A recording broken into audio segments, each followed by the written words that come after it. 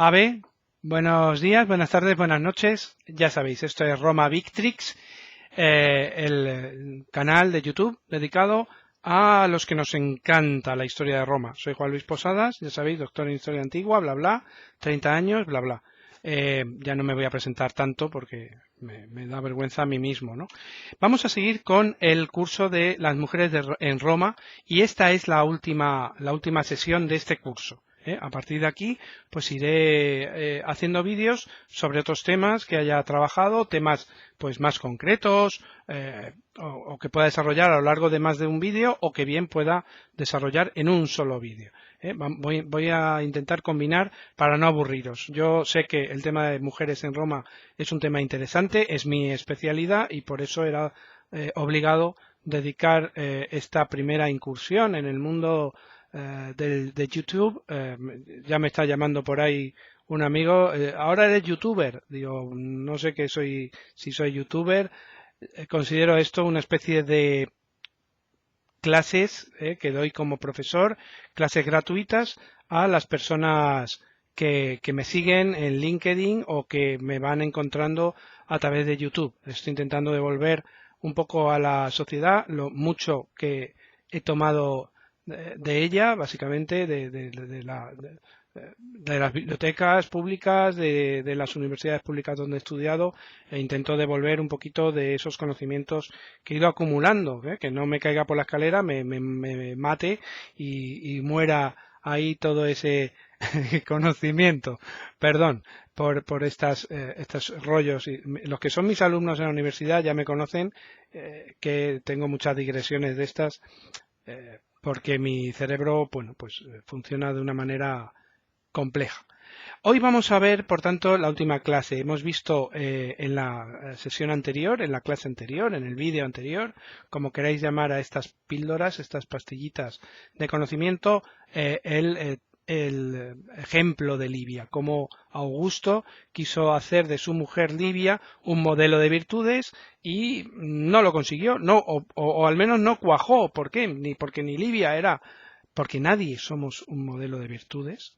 Ninguno somos un modelo de virtudes y es muy difícil vivir siendo un modelo de algo. Es decir, somos complejos, nos caemos 27 veces, nos equivocamos 27.000 veces y por tanto pues es muy difícil ser un santo y desde luego Livia no lo fue. Ni Livia ni ninguna de sus sucesoras o herederas, tanto por la vía familiar como por la vía de su marido.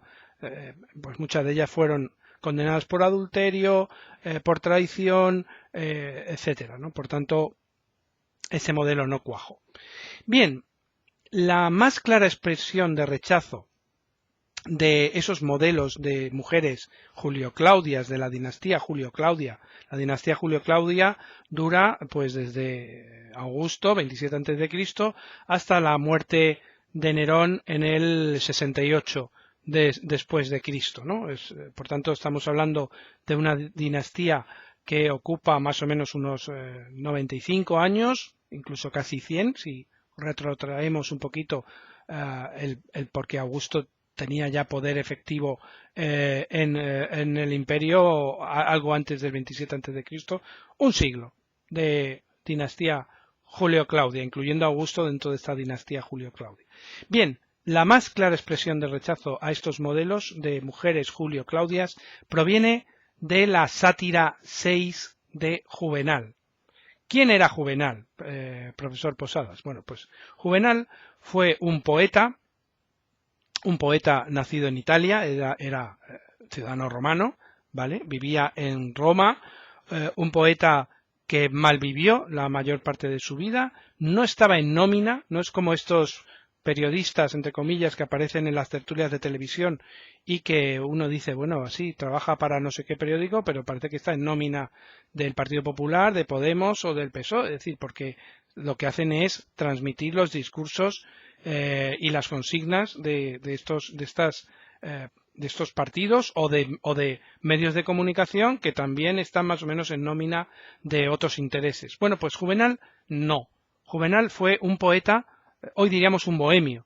Vivía mal vivía, declamando, defendiendo a clientes a clientes en pequeños juicios, escribiendo al dictado de quien le pedía algo de escritura, pidiendo prácticamente limosna, visitando a sus patronos, que era esta especie de limosna. Es decir, cualquier rico romano tenía por la mañana, antes del desayuno, una cola de gente en la puerta que venían a darle los buenos días y se les daba una monedita. Por tanto, era una especie era lo que se llama la clientela, era una especie de limosna. Bueno, Juvenal vivió mal durante gran parte de su vida, aunque después, bueno, pues parece que heredó alguna finca, llegó a tener, me parece que fueron 4 esclavos privados, domésticos, es decir, fue medio, al final consiguió meterse un poco en la clase media baja romana, pero bueno, he querido decirlo porque me parecía interesante, ¿no? Juvenal vivió más o menos a finales del siglo I después de Cristo y escribió la obra más misógina de la historia de la literatura, no ya romana, yo creo que de toda la historia de la literatura.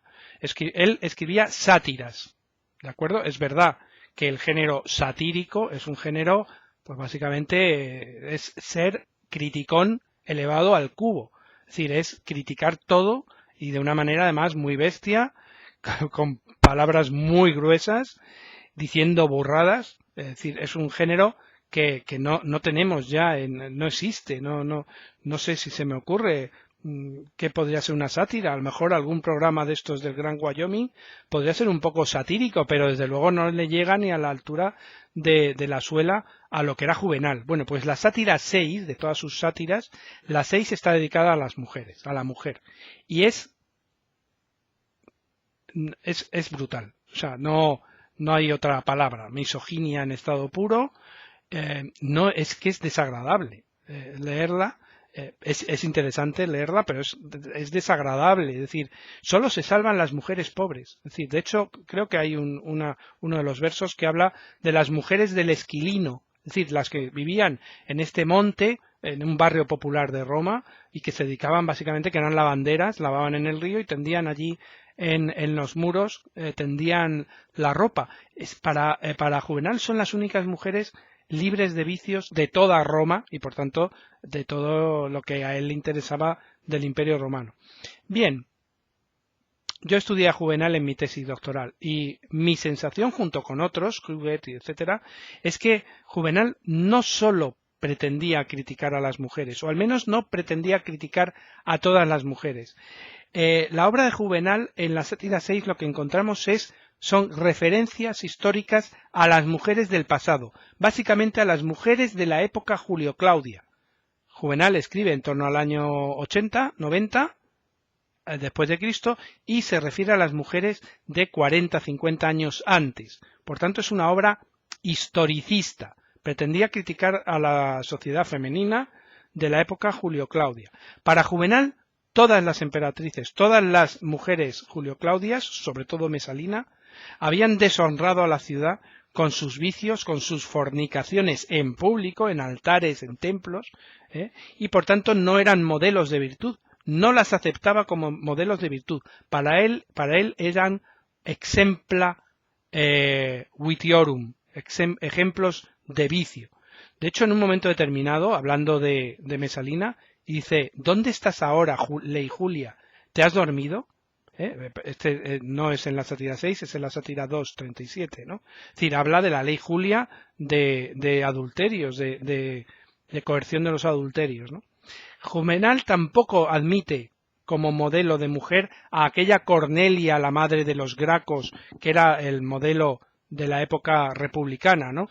De hecho, la manda al cuerno. Dice: prefiero a otra, cualquier otra, a ti, Cornelia, madre de los Gracos, si junto a tus grandes virtudes aportas un ceño fruncido, y dice: vete con Cartago entera. El sátira 6, 170. Es decir, la manda a Cartago, la manda al cuerno, ¿no? No aguantaba. Parece ser que había una estatua de Cornelia en Roma y estaba con el ceño fruncido y con sus hijos los Graco en su regazo, ¿no? Estas críticas de Juvenal, tan bestias, Juvenal, una persona del pueblo, no eran estos historiadores, literatos como Tácito, excónsul, Plinio el joven, etcétera, que eran miembros de la clase o ecuestro senatorial, y por tanto, digamos que mamaban de la teta del Estado. No, Juvenal vivía en los límites del Estado. Vivía, era un ser marginal que pedía prácticamente limosna, que a veces no tenía que comer, que vivía en una habitación alquilada en la Subura, en el barrio más popular de Roma, más peligroso, más sucio, más atestado de gente, y por tanto el pueblo romano decía, no, pero ¿cómo va a ser modelo para mi hija Livia o Mesalina o siquiera Cornelia? No la aceptaron. Estas críticas del pueblo, populares, también tuvieron eco en historiadores posteriores, por ejemplo Tácito y Suetonio, que vivieron unos años. Tácito más o menos era un poquito más joven que Juvenal, Suetonio era bastante más joven, ¿no? Tácito escribió hacia el año 120 después de Cristo su gran obra, los Anales de Tácito. Anal significa una historia ordenada por annum, por años, y entonces es una historia muy cronológica, ¿no? Tácito, como dije en la clase anterior, transmite una imagen muy compleja, un retrato muy ambiguo de Livia, pero desde luego un retrato muy negativo de todas las demás emperatrices. Es decir, Livia, yo creo que Livia a Tácito le caía medio bien, pero Tácito va a fuego contra Mesalina, la mujer de Claudio, Agripina, segunda mujer de Claudio, segunda emperatriz de Claudio. Claudio se había casado anteriormente, y contra Popea, Popea Sabina, la mujer de una de las mujeres y emperatriz de Nerón, va a saco contra ellos, ¿no? ¿Por qué hizo esto Tácito? Aparte de que era un misógino, un machista, diríamos hoy, que por cierto quería mucho a su mujer, a través de la biografía de su suegro, de Agrícola, dice cosas muy bonitas de su mujer, con la que parece que no llegó a tener hijos, ¿no? Quería mucho a su mujer, pero era un machista, ¿vale? Bien. No solo lo hizo porque era un machista y un misógino. Para él era un partidario, yo no diría que de la República, pero sí de un imperio, de una monarquía que tuviera una sucesión no hereditaria, sino una sucesión por elección, y en la que el Senado, los senadores, tuvieran una especie de cogobernanza con el emperador. Por tanto, una especie de, ¿cómo diríamos hoy?, monarquía constitucional electiva, algo así, ¿no? Es decir, o una república presidencialista, diríamos hoy, ¿no? Bien, entonces, como él era partidario de esto políticamente, y su obra histórica es fundamentalmente política, es otra de las conclusiones no solo de mi tesis, sino de muchos artículos que he publicado sobre Tácito, pues bueno, ¿cómo atacas a la monarquía hereditaria? Pues atacando a las emperatrices, es lo más fácil, ¿no? Atacando al receptáculo de la posible sucesión intrafamiliar de un emperador, ¿no? La mujer, que es con la que te acuestas y a la que embarazas para que tenga un hijo que sea tu sucesor. Así que yo creo que este es la clave para entender el retrato tan negativo que hizo Tácito sobre las mujeres, sobre las emperatrices de la época Julio-Claudia. Él se libró muy mucho de criticar a la esposa de Trajano, de su emperador, del emperador con el que él hizo su carrera política, ¿de acuerdo? O, por ejemplo, a las mujeres de la época Flavia, aunque realmente no se nos ha conservado la historia que escribió sobre los Flavios, ¿no? Ya sabéis, dinastía Flavia, año 70, año 96 después de Cristo. Suetonio, famosísimo Suetonio, ¿no? Si sois fan y forofos de Roma Victrix y en general de los temas romanos, aunque no seáis historiadores, seguro que o habéis leído o habéis oído hablar de su libro Vidas de los 12 Césares. Lo tenéis en Gredos, en 2 volúmenes, pero vamos, ahí en internet tenéis, y es, no sé, el hola, lecturas y semana, todo junto, es decir, cotilleo al 1000%, hay algo de historia, ¿vale? Pero básicamente es cotilleo, es ecos de sociedad y muchísimos rumores, muchísimos chismes, todo lo sucio, todo lo bestia, nos lo pone Suetonio. Aunque hay que decir que Suetonio era secretario ab epistulis, el que le llevaba la correspondencia de Trajano y por tanto tuvo acceso a los archivos imperiales, así que muchos datos son ciertos, ¿no? Bien, Suetonio, ¿qué hizo? En esta biografía de los 12 primeros emperadores, que por cierto para Suetonio el primer emperador fue Julio César, en lo cual yo estoy de acuerdo, ya sé que esto va a traer cola, y entonces sus biografías van de Julio César a Domiciano. Suetonio despelleja a las emperatrices, no solo no las critica, las despelleja, no hubo una buena para Suetonio, ¿no?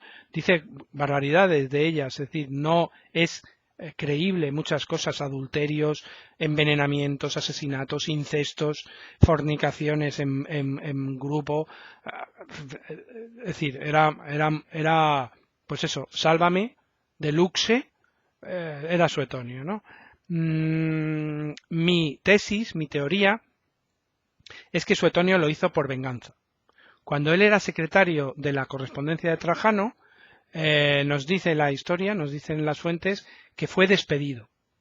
Sí, fue despedido, sin indemnización, sin preaviso y sin 33 días por año trabajado. Fue despedido por el emperador de su puesto y parece ser, lo que nos dicen las fuentes, es que fue por una indiscreción con la mujer del emperador, con Plotina. No sabemos... perdón. Fue despedido por Adriano. Disculpad. Fue despedido por Adriano. Él era el secretario de la correspondencia de Adriano y fue despedido por una indiscreción con su mujer Vivia Sabina. No sabemos qué significa eso de la indiscreción. Se propasó, le dijo alguna barbaridad. No lo sabemos. El caso es que Vivia Sabina se quejó a Adriano y Adriano le dijo adiós, le despidió. Así que tenemos, por tanto, cómo pues todos estos autores destruyen el modelo de las mujeres imperiales. ¿Y cuál iba a ser el modelo que se iba a legar a las mujeres a partir del siglo II? Es decir, si en el siglo II, bajo Trajano y Adriano, y Tácito, Juvenal, Tácito y Suetonio destruyen estos modelos, critican a las emperatrices del pasado, ¿qué hicieron los romanos? Pues básicamente coger a uno de estos escritores a sueldo, y más a sueldo que Plinio el Joven no había, es decir, una persona súper interesante. Sus cartas epístulae de Plinio el Joven son un fresco de la vida política romana, pero claro, si leemos el panegírico de Trajano, pues es el peloteo al emperador elevado a la 10ª potencia. Bien, Plinio el Joven, que vivió a finales del siglo I después de Cristo, comienzo del siglo II después de Cristo, escribió este panegírico de Trajano. Y en el panegírico de Trajano, la loa, la alabanza del emperador Trajano, él propone dos nuevos modelos de virtud. Y para él, exactamente igual que hizo Augusto con su hermana y con su mujer, para él los nuevos modelos de virtud tenían que ser la hermana de Trajano y la mujer de Trajano, es decir, Ulpia Marciana y Plotina, ambas de origen hispano, por cierto, porque gracias a Alicia Canto, la profesora de la Universidad Autónoma de Madrid, sabemos que Plotina no era gala, sino que probablemente era una prima lejana de Trajano y por tanto había nacido o era originaria de Hispania, de la provincia de la Bética, de la actual Andalucía. Bien, las cualidades que tenía que tener las matronas romanas a partir de este momento, según Plinio el Joven, tenían que ser castas. Casta no quiere decir que fueran monjas, no, pero tenían que ser mujeres pues cuya sexualidad estuviera, digamos, circunscrita, disfrutada en exclusiva por sus maridos, a ser posible por un solo marido. Es decir, por ejemplo, Ulpia Marciana, la hermana de Trajano, se casó solo una vez, se quedó viuda y ya no se volvió a casar. Esto los romanos de esta época les llamaban univira, de un solo varón, ¿vale? Tenían que ser discretas, es decir, podían tener ambición, podían tener voz propia, pero tenían que ser entre bambalinas, tenían que tener una discreción máxima. Tenían que ser amantes de sus maridos y educadoras de sus hijos. Y esto lo tenemos en el panegírico de Trajano 83-84, estas virtudes. Estos modelos propuestos por Plinio sí que tuvieron éxito.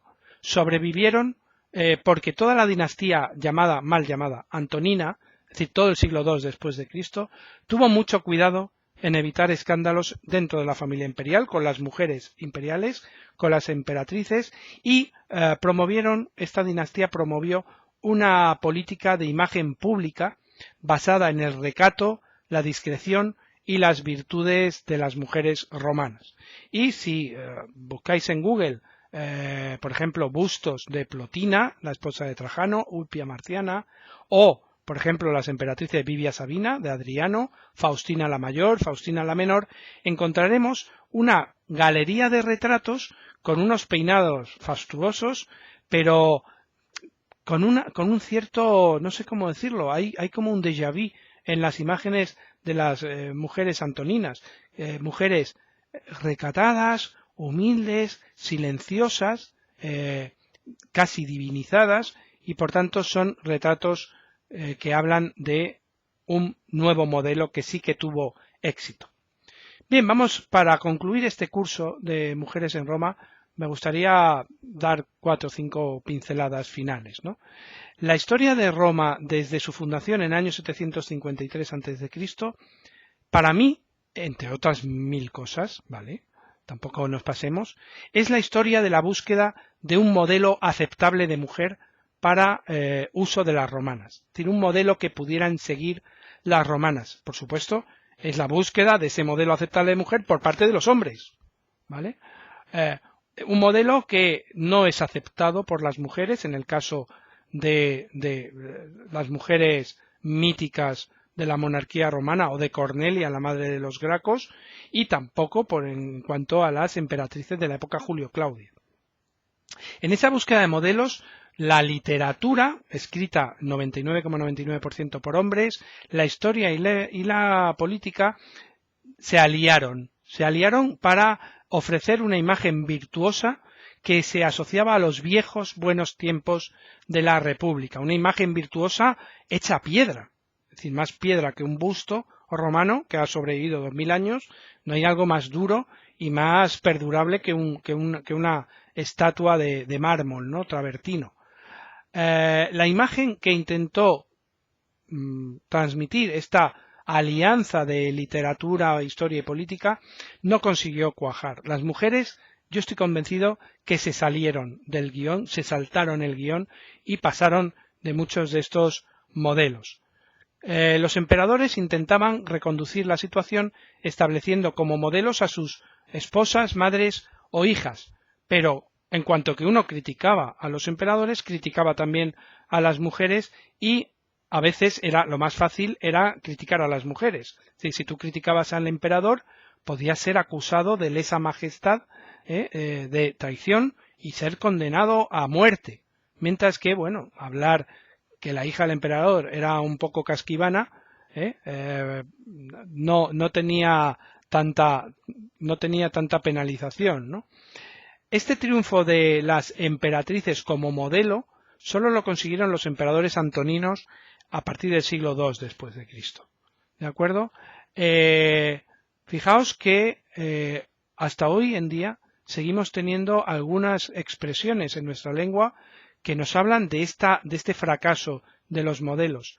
Hoy decimos, no, a lo mejor un chico de 18 años no lo dice, pero todavía la gente mayor podemos hablar de eres una mesalina, como un sinónimo de degeneración, de prostituta, ¿de acuerdo? Y, sin embargo, hoy en día seguimos teniendo modelos de reinas discretas, virtuosas, buenas madres, que parecen que son las emperatrices antoninas. Y yo debo hablar aquí del modelo de la imagen que tenemos de Su Majestad la Reina Emérita, Doña Sofía de Grecia, en España, que encarna a la perfección este ejemplo, este modelo de emperatriz antonina, una mujer discreta, amante de su marido, y mira que hay que ser, ¿no? Porque, claro, don Juan Carlos, desde mi punto de vista, en gran medida un gran rey, pero como persona, como hombre, pues no sé cómo decirlo, tiene muchísimos fallos y mucho que desear, y sin embargo la reina ha estado siempre ahí detrás, con esa imagen de virtuosa, una mujer amante de sus hijos, protectora de sus nietos. Por tanto, es el mismo modelo que tenemos de las emperatrices antoninas, y podemos retrotraernos a otras emperatrices, a otras reinas, la reina Victoria del Reino Unido, de Gran Bretaña y Irlanda del Norte, otras reinas que han seguido este modelo. Por tanto, desde mi punto de vista, y para concluir, la búsqueda de un modelo aceptable de mujer por parte de los romanos cuajó con las emperatrices, las mujeres de la familia imperial de la dinastía de los Antoninos, y desde entonces tenemos exactamente el mismo modelo. Yo creo que lo podemos dejar aquí. Todo esto tiene muchísimas implicaciones políticas, sociales, culturales, de género, ¿no? Que no es el caso en este canal para debatir. Espero que os haya gustado este primer curso. Si alguien quiere examinarse, y le puedo dar un certificado por el curso, han sido, me parece que 7 clases, más o menos 20 y tantos minutos cada una, o sea que al final creo que hemos cumplido, ¿no? Con 2 horas y media, 3 horas de formación. Nos vemos en el siguiente curso. Espero que sigáis siendo, como se dice, suscriptores del canal, y muchas gracias por escucharme. Un saludo. Adiós.